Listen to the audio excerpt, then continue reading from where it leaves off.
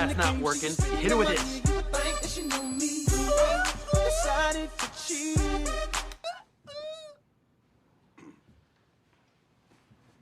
Don't ever do that again. Will Smith is a pretty polarizing actor. On the one hand, I can count a good number of solid movies with him in it, but at the same time, there were those really, really bad ones. After overhearing a conversation the other day on Will Smith's success, I got the inspiration to really delve into Will Smith's movie acting career to see if Will Smith is a box office draw, or if people just think he is.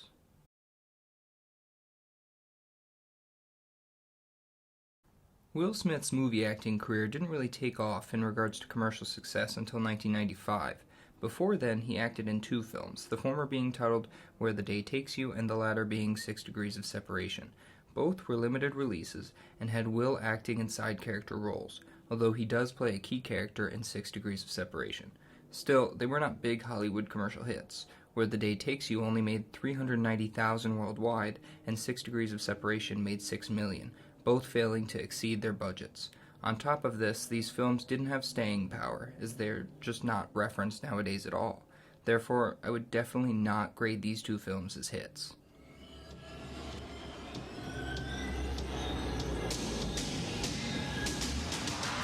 It was the perfect crime. This leads us to April 7th, 1995, where Will Smith started a 3-film hot streak with the release of Bad Boys. This film, despite being an R-rated one, made $141 million worldwide and was the 22nd highest-grossing movie of that year. This movie is funny, raunchy, and action-packed in all the ways people expected and wanted. It's a definite crowd-pleaser for many. This movie was a hit, but also provided a blueprint of what roles typically make Will Smith successful. It's simple. He's successful when he can be his funny, charming self, especially when he is also able to play off another character at the same time.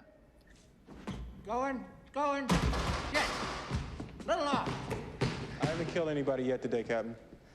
Hey, do you want me to yell at you? Because I can do that. Let me tell you something. This witness... Will Smith then follows up Bad Boys with another hit, Independence Day, on July 3rd, 1996.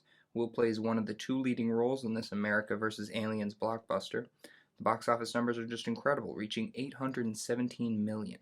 This was the #1 film of the year by a mile, with the next highest grossing film, Twister, only reeling in $494 million.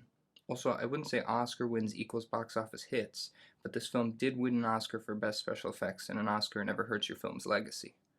And when it comes to legacy, this film is near iconic, with so many lasting images and quotes.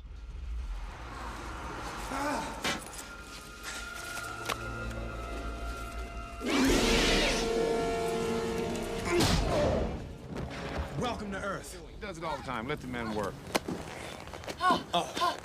Okay, yeah. Ooh, Kay. Damn, man. Kay, something's peeking. Proactive midwife from 54th and Madison. You're headed out of town, Reggie. What's going on? Oh, well, we're meeting someone. Who you meeting? Well, it's a ship. Then in July of 1997, Will Smith released his third hit of the decade, Men in Black. Now with Jurassic Park 2 and Titanic as its competition, there was no way this film was going to take the #1 spot. I'm gonna count to 3. He'll do it, Jeeves. 1, I'm telling you, that man does not look stable. 2. But you know what? Talk to me. He is just crazy when he's like this. He's always crazy. Why don't you get a massage? Take a cruise. 3. Drop the weapon and put your hands on your head. I warned it. Drop the weapon! You warned it. Don't make me kill you. Here we have yet another iconic movie with Will Smith in his third buddy flick, this time alongside Tommy Lee Jones. Men in Black strikes that perfect middle ground between comedic action and creepy imagery that stays in your head for a long while. Like this?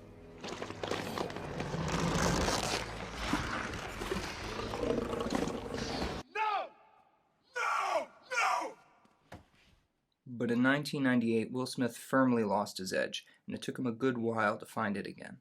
In the span of 4 years, he starred in Enemy of the State, Wild Wild West, The Legend of Bagger Vance, and Ali. Enemy of the State made $250 million worldwide, resulting in it being 12th for box office for that year. But Will set the bar with his past 3 movies, and this one landed way below that bar. It just wasn't notable or different in any way, and that's why few people tend to think of this movie ever.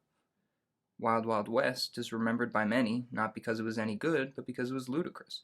It barely made back its budget, which was the highest of its time, and literally all I need to say about this movie is that there were cowboys and a giant mechanical spider.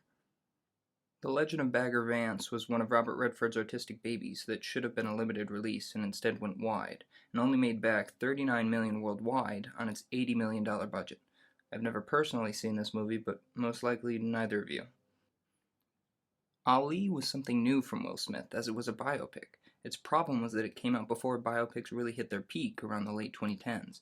Being that it's a sport film, it has its fans, and his performance was true to life, but it made $20 million less than its budget when it came out, and has not been able to claim a growing audience since then.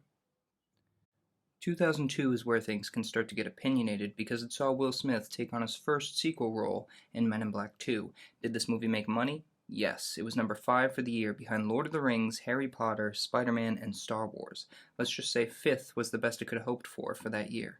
My gripe with this film was that it just wasn't any good. It made money because it was riding on the coattails of the first Men in Black, not because people necessarily liked it. The comedy wasn't exactly there, and the imagery wasn't as notable. It was a generic Hollywood sequel, and when seeing its lukewarm cinema score of 49 at the time of its release, I don't think anyone nowadays is raring to change their score.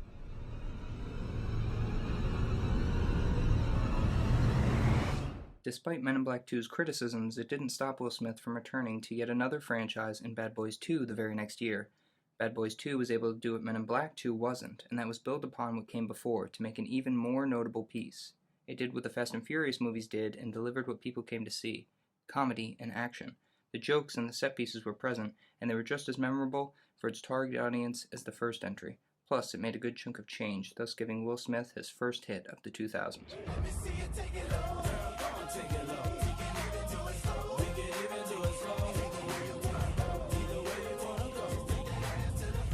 What are you, a cop or a model? What you talking about, man? I threw something on. I like looking good. What? Fool. Hey, don't hate the player. Hate the game. Hate the teller. Now comes Will Smith's second hit streak, which is possibly even greater than his first, which includes the films I, Robot, Hitch, The Pursuit of Happiness, I Am Legend, and Hancock. Hitch happened to be a return to that buddy role Will fits so well in, and marked his first romantic comedy entry that lined up perfectly with Eva Mendes and Kevin James's celebrity peaks. It was 11th for box office in that year and captured an audience as good as any romantic comedy can. 90% of the way and hold. Now show me the magic. Show me the magic. What the hell was that? I'm showing you the magic. No, I said come 90 and then I come 10. You don't go the whole 100. You overzealous son of a... I, Robot and Hancock both made money, Hancock especially with its $629 million worldwide pull.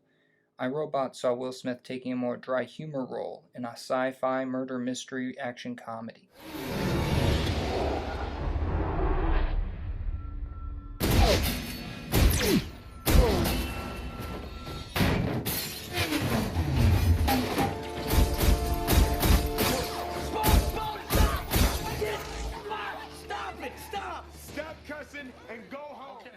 Hancock, although far from my personal favorite movie, did well and was memorable due to certain scenes and instances.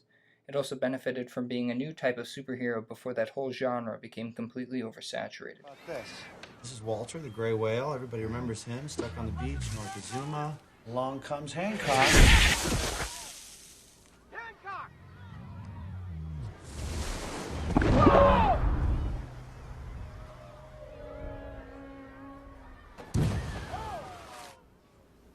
I don't even remember that.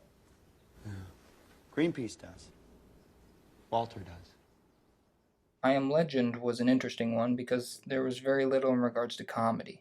It was a very serious, dramatic vampire film. It was 7th in box office and delivered more of those quintessential, iconic Will Smith moments.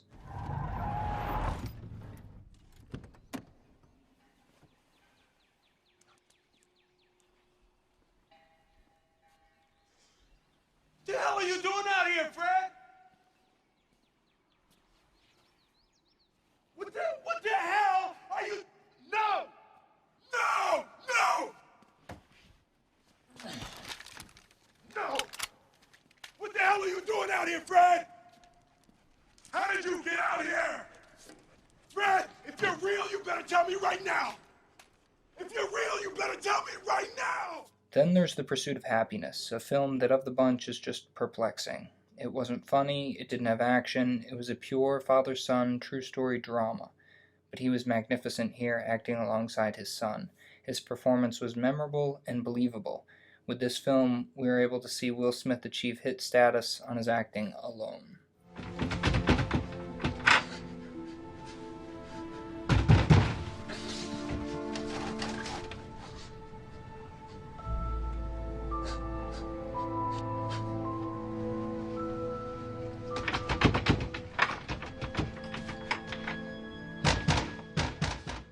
After this streak, Will Smith released 7 Pounds, and this is where his hit streak ended.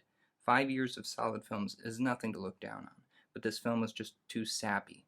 It was clearly trying to feed off the same success as The Pursuit of Happiness, but it lacked the father-son element that made that movie so impactful. Instead, this one just felt manipulative, trying to make you cry more than your typical dog movie. The film made $169 million worldwide, but this movie was not a hit in comparison to The Pursuit of Happiness, a drama whose success it was clearly trying to channel. The next 6 years or so is what I would call Will Smith's dark period, and it's also a time I noticed a lot of people seem to overlook when it comes to saying they like Will Smith's movies. Between 2012 and 2017, he put out Men in Black 3, After Earth, Focus, Concussion, Suicide Squad, Collateral Beauty, and Bright. I am almost entirely sure at least 2 of these films you have completely forgotten, and another 2 of them you remember just because they were so bad. Suicide Squad made a good chunk of change, with $746 million, riding on the comic villain surge, but it flopped in regards to reception because the story was cliché and dull, and it looked like it had been stitched together by 30 different directors. Although Will Smith is considered a highlight of this movie, they are already rebooting it, so it was definitely not a hit. Men in Black 3 also made a lot of money, but just because it was better than the second one doesn't mean it was a hit. There is not a single soul who prefers this one over the first, and only a few could probably tell you what even happens in this movie. Then we have Focus and Collateral Beauty. The former made $158 million, and the latter made $88 million. Plain and simple, just nobody went out to see these movies. Although Collateral Beauty looked interesting by the trailers, with Will playing a man struggling with depression, the movie in actuality barely even has Will in it. Then there's Concussion and Bright, which made headlines for 2 different reasons.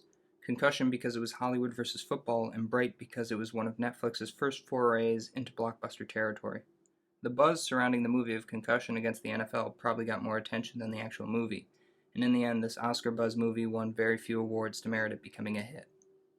Bright is more difficult to explain because there are no box office numbers, and according to Netflix, it was a hit for them. However, being that it was on Netflix, its audience was already being throttled, and on top of that, I haven't found a single person who liked it. Finally, there's After Earth, a movie that tried so hard to be a father-son story, but failed because it hinged on Jaden Smith's performance and M. Night's directing. This movie was so bad it lost millions, and made Will Smith question his career. But just when all hope was lost, 2019 rolled around, and with it came Aladdin. Will Smith had yet another hit on his hands, his first in a decade. With an estimated budget of $183 million, Will Smith and the Disney Machine hit a worldwide gross of $1 billion. A sequel is already in the works, and a great many people liked it. First and foremost because of Will Smith and, as always, his charismatic self. Who's the girl? She's a princess. Oh, aren't they all? Treat your woman like a queen, I always say. No, she's an actual princess. Well, I already told you I can't make anyone love anyone, so... No, we had a connection. Did they? She is... Will Smith's next 2 movies, Gemini Man and Bad Boys for Life, have come out much too soon to judge completely. However, unless they pull some Shawshank Redemption magic, I don't see how they could become hits. Gemini Man was a complete flop, losing millions, and Bad Boys for Life was just lackluster. A film that used to be about 2 young guns was now about 2 middle-aged men, and the appeal was not as strong. However, Bad Boys for Life could still return, as it is a part of a trilogy, and down the road could be boosted up by its predecessors.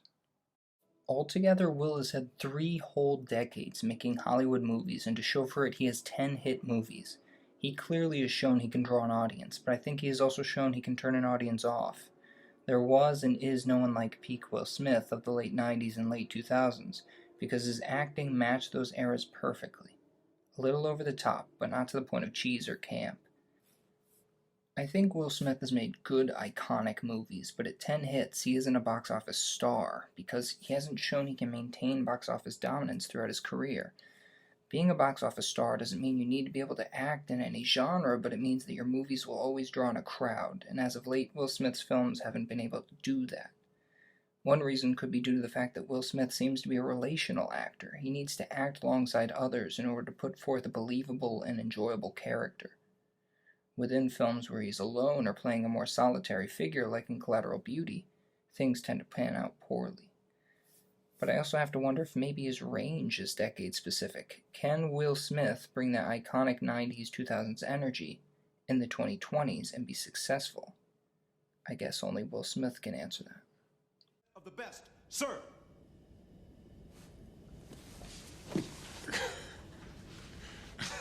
What's so funny, Edwards? Your boy Captain America over here. The best of the best of the best, sir. Yeah, with honors. He's just really excited and he has no clue why we're here. That's very funny to me. Y'all ain't laughing though.